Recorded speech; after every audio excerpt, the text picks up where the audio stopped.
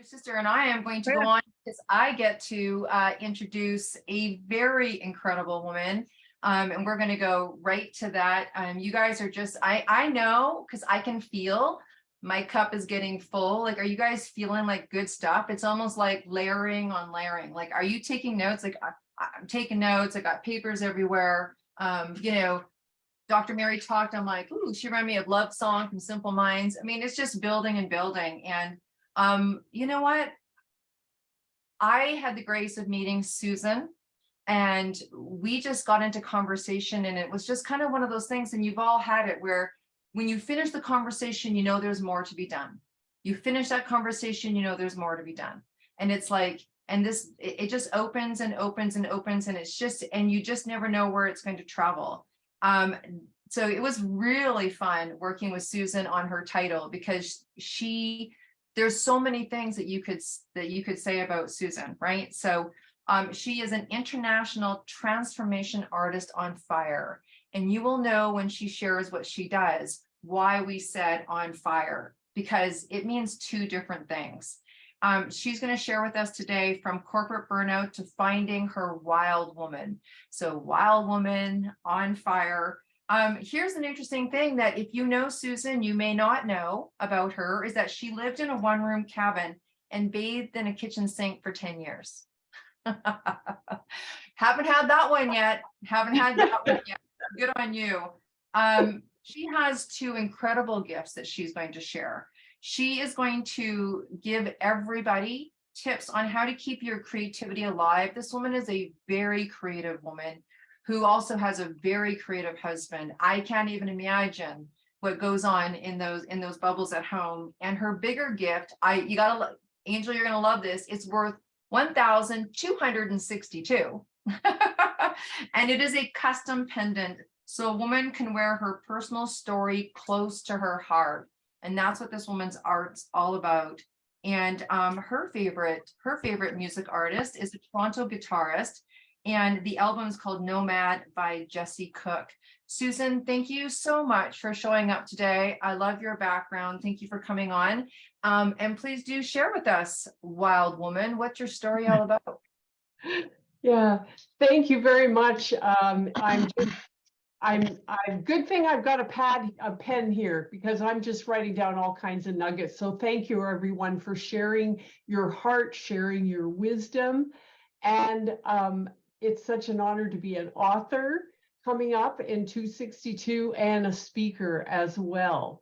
And I'm going to talk about, at age 10, I lost my voice.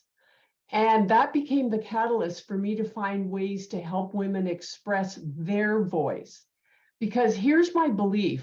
I believe that when we fully express ourselves, we inspire others to do the same.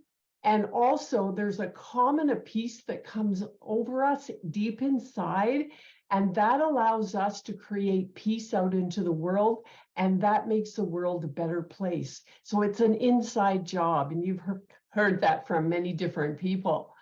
At 10 years ago, I lost my wild woman to a devastating corporate burnout, which if you talk to any coach is going to tell you it's a spiritual awakening as well. And that is what it's been the catalyst for me to be a transformation artist.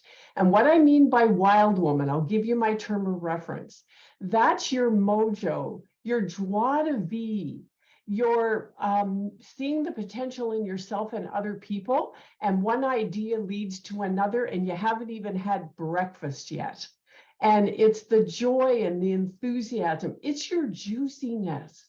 So this is a really important part of your entire life, is to have this part of you intact, because it's what creates and births innovation. Innovation is something new that has never been in the world before. And if you tell a story, you have any type of service or creative process that you share, the world has never seen that before. That is innovation.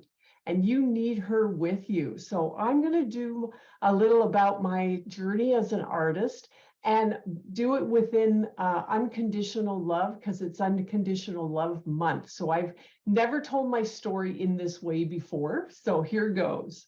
Have you ever had an image of yourself as a child where you knew it was your true, authentic self? So that's me at age 10. I'm flying over a mud puddle, and if I was moving, I was happy. If I had every color of crayon, chalk, or paint and a piece of paper, super, super happy. If I was lying on my back with my feet up on a tree, I would watch a daddy long-legged spider crawl up a tree for hours. And if you gave me sparkles, I was over the moon. So that was my real self. And I can see it, feel it, touch it, smell it. And that was my real heart, my heart's desire.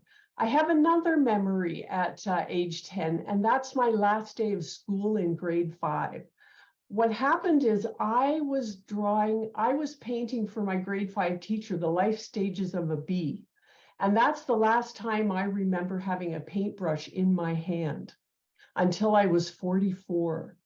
Now, at 44, my pilot light, my soul pilot light was starting to flicker. It was that low. And I had a deep sadness that I couldn't even express at the time.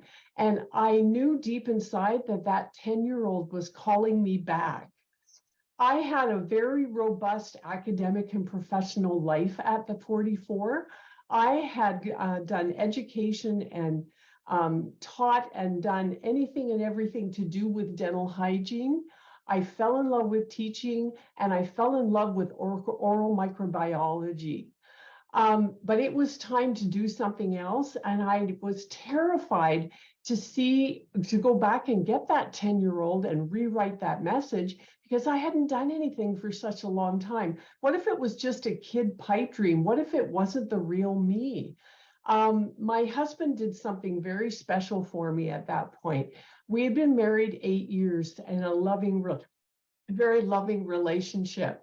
He put his arms around me physically and metaphorically. Sorry, it's just such a special moment. And he said, I'll love you until you love yourself.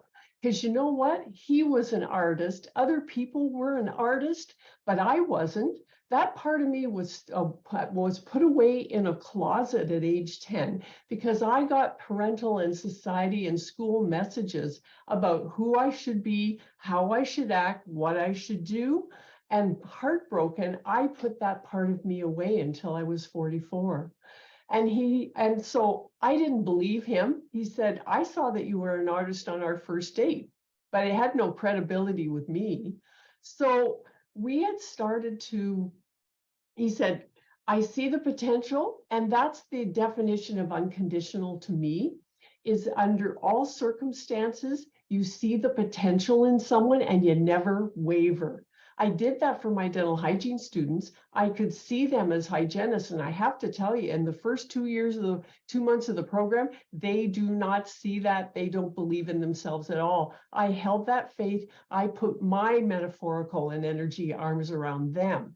So my husband was doing that for me. But here's the piece that I think about Deborah. Deborah says, women women suck at allowing and asking for help.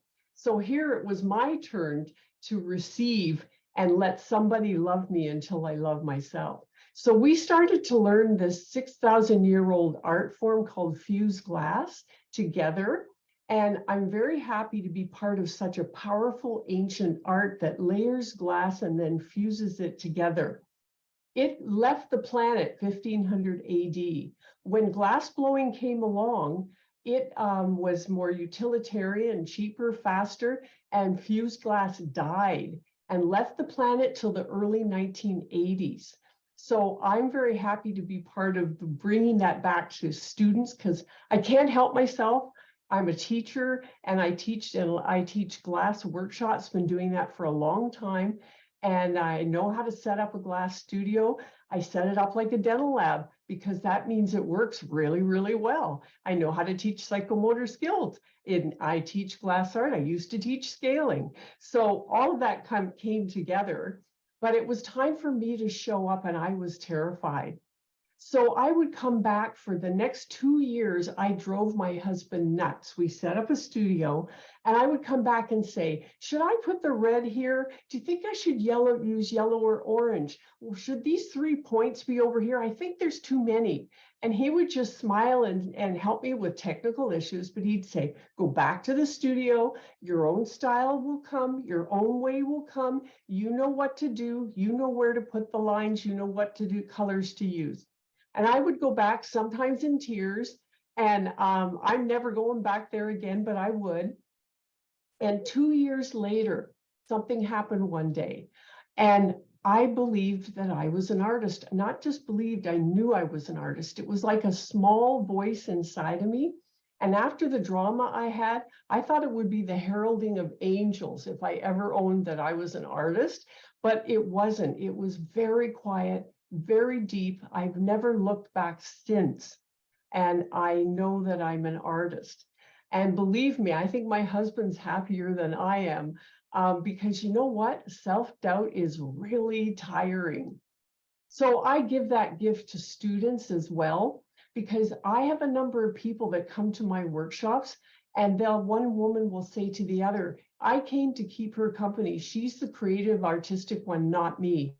But people have sometimes, they're in a different stage of their life. They've left up the full-time job, and they're wanting to discover more about who they are and what their next steps are. Just 8 weeks ago, I had a student sitting at the stool when we were to start working after the demonstration, and she had her head down and she was sobbing. And I felt the fear, the doubt, the lost moments, how scared she was. I knew exactly what to say. I knew exactly what to do. And she made a beautiful piece just as nice as her friend. And I have to tell you, it's an Oprah moment. I get up in the morning when I see that glow on a person's face, because they look at their piece and they see that they made something as creative as their friend. They can no longer for the rest of their life say that they're not creative. They just prove themselves wrong. And that is a moment to cherish. And I'll keep teaching till the day I die, because I'm selfish. I want that Oprah moment, and I want it lots. So 1997 to 2001, my husband and I were selling and doing workshops. We had tourists from all over the world. We were shipping somewhere in North America once a week at that point. And 9/11 occurred. And everything stopped overnight, our sales and our workshops. And I got really scared. So this time I went into the corporate world. Has anyone ever sort of got to the top of a certain mountain and you've achieved something really amazing and you're not done? I went back to the corporate world as an educator and speaker for 12 years. That's when I had the spiritual awakening, to all you coaches out there, and one hell of a burnout. And I lost my wild woman. I got hollowed out, and my joie de vivre, my mojo, that not, I couldn't see potential in the next moment or myself, gone. I would stare at white walls for the first 4 months and cry. And my only relief those first 4 months was going to the therapist. So I went down to the studio. I knew how to show up. I knew how to let somebody love me till I love myself. And I started playing with small pieces of glass. I was preparing for a large piece because prior to the burnout, I used to do large competition pieces for juried shows. So I was making little pendants, and I put one up on Facebook, and someone said, Susan, that looks like a butterfly wing. And I said, it does? And I looked at it. It was a very crude form of a butterfly. I started studying anatomy of butterflies and butterflies in general, and I started to make little pendants, realizing that it was a symbol of transformation for me, healing, because the butterfly is a universal symbol of healing. And it's, I understand, being part of an ancient art, also the ancient aspect of symbology. We needed, it's as old as humans, we needed to anchor ourselves to help propel us forward, to give us strength and courage. And so that's what I was doing.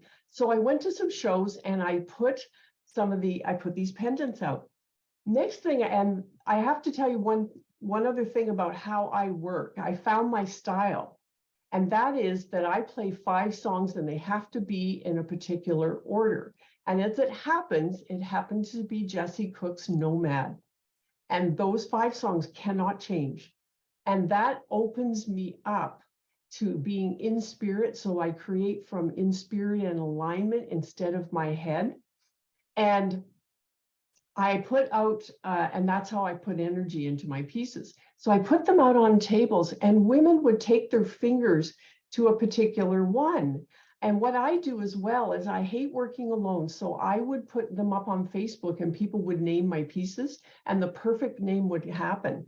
And I'd hear these women and they couldn't help themselves. They'd touch a certain one and they'd go, it's the color, it's the name, it's the shape. And it's reminding me of a time in my life when I went in a different direction and I wasn't planning at all, or I'm heading in this direction and this is celebrating where I'm going. And so I was fascinated by the stories that I was hearing and so elevated by that. Well, guess what? My wild woman started to come back. I started to feel juicy. I started to say, what if, new possibilities. And through some coaching, one of my coaches at the time, wonderful woman, she said, why don't you reverse engineer this process? So she said, why don't you create, you hate creating alone, why don't you create with a woman and put her story in the glass? So I had my first customer, thought it was a great idea. I had my first customer. It was an Amazon best-selling author, and she was about to publish her next book. And she had very specific what she wanted in the pendant. I do a video of what people want, and I do a vision board in glass where because the colors have meaning for them. What emotions do they want in the piece? And I do the video so I can see their face and feel their energy. So what I do is I play those 5 songs, and then I play the video 3 times. Then I play the songs 5 songs 1 more time. And then I can put the music on shuffle. And when I'm doing this creation, I cannot listen to a podcast. It can't be words. It has to be music. And for me to flow, and I move around the studio a lot. I don't pre-sketch. I don't pre-think a design. So I started to create this woman's piece, and she had a publishing deadline date, and she wanted a close-up of the pendant to be on the cover of that book. As I'm creating, I got in my own way. I started to get my head into the people-pleasing place, and I said to myself, what's happening? I have unconditional love for my art and for my process. I own this. And I put my tweezers down and I walked out for 3 weeks and didn't come back. And I came back when the energy was, when her energy was there, when I could open up properly and be in spirit, because I'm a conduit for her personality, her essence, not mine. I came back, I created this beautiful piece for her. She was so happy. I put the video of that particular person because she was my first. It's actually on Facebook, and our WhatsApp is her interview in particular. I missed the book deadline date, and that's okay.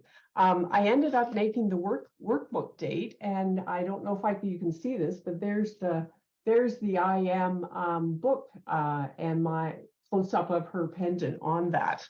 But that was okay if I didn't. So I've learned how to do that, and that's unconditional love for my art and for me. And the next is, what next? It's very important for me to help women find their voice. And it's very important to me that I be very clear about how I embody spirit, and I do this heart conscious work. There's more though. What about doing more and not just glass, and making my one-of-a-kind designs more accessible to others? Many different steps along the way. But my niece Megan, she said, Annie Susan, for a birthday present for a friend, I'd love to give you one of a kind design, but I don't necessarily want to give a pendant. So I started thinking about, well, what if it's on a scarf, or it's on a journal, or it's on a tote bag?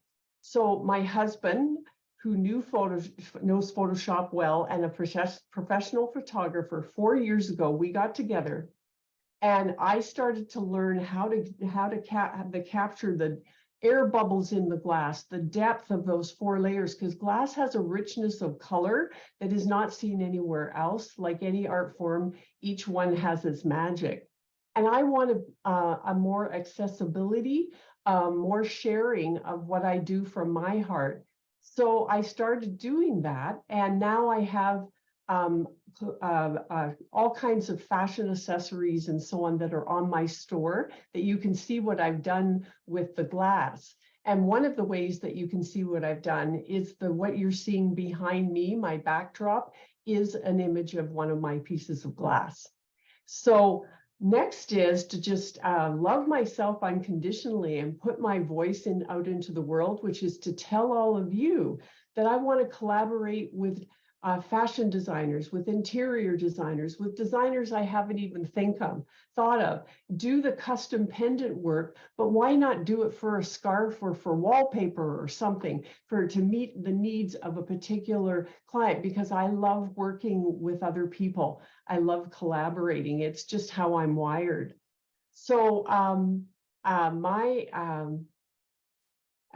my wish is that I wanted to give you some tips to help boost your creativity and your wild woman, and get her and make sure that she doesn't take a long hike and not invite you. So that's your free download from me, and there's more stories and more points in that download than what I've had time to talk about today. So there's new possibilities in all ways for my art and for my business. My wild woman is absolutely thrilled, and I'll use everything I have learned so far to fully embody becoming an entrepreneur, because that's my next hoping of that quiet place, or the trombones of I totally own that piece. So that's my next step.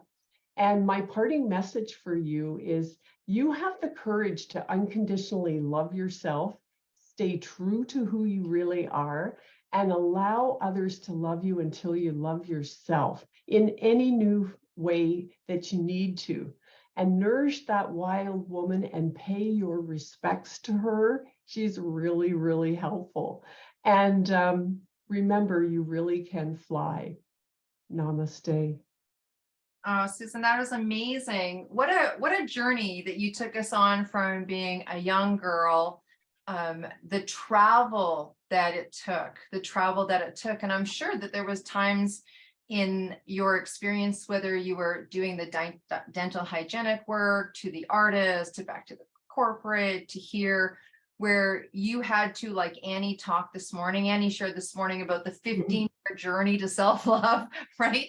Like the 15-year journey to self-love, how we find ourselves in each, as Angel talked about earlier with her gentleman that's writing the book, with each season of our life, with each season of our life. And you took us through each season so elegantly, and that you're not finished. And I think that's what happens when you find your wild woman. So Angel, I'm going to ask you that in a minute, but here you find your wild woman, and you are at a different season in your life, and you are still looking to go to that next level and expand yourself. So Angel, I'm going to throw it over to you a little bit, because I know that you know about that wild woman, and you're right. Like when you tap into it, it gets pretty expansive. Like when I called for my moment to Angel and went, oh, we're going to do a book on 262, and we start wild womaning together. And I said, we need to have a third person in here to go, whoa, whoa. Stop. But Angel, have you had a wild woman moment?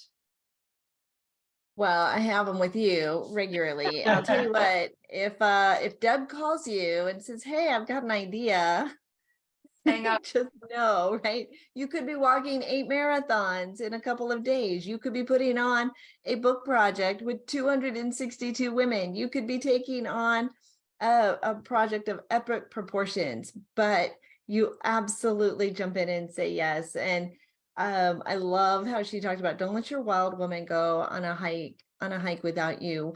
One of my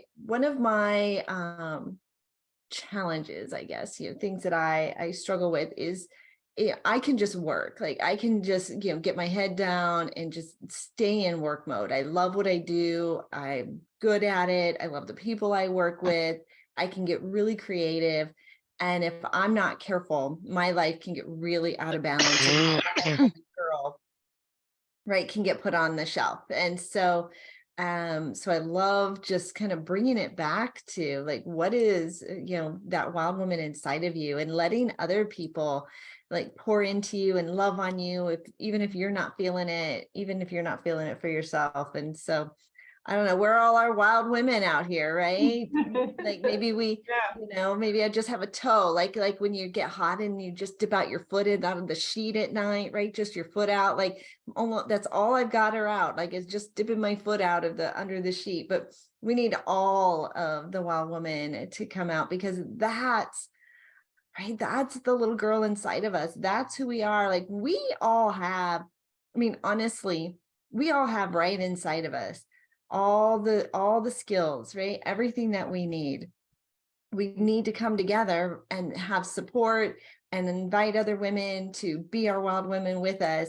But we really have it. If we trust that wild woman inside of us, she's gonna invite us to the really cool parties, right? And help us to get some really fun stuff done. And that's where the smile on our face, and that's where we can serve others in our highest space. So I don't know, I'm just inspired. I'm inspired to be my wild woman. And I love that she uses the word juicy, right? When she's talking. I mean, we just need to be a little juicier, I think, every single day, and find ways to tap into it. And what a beautiful expression with the glass art. Like, how many of you want a wild woman pendant now?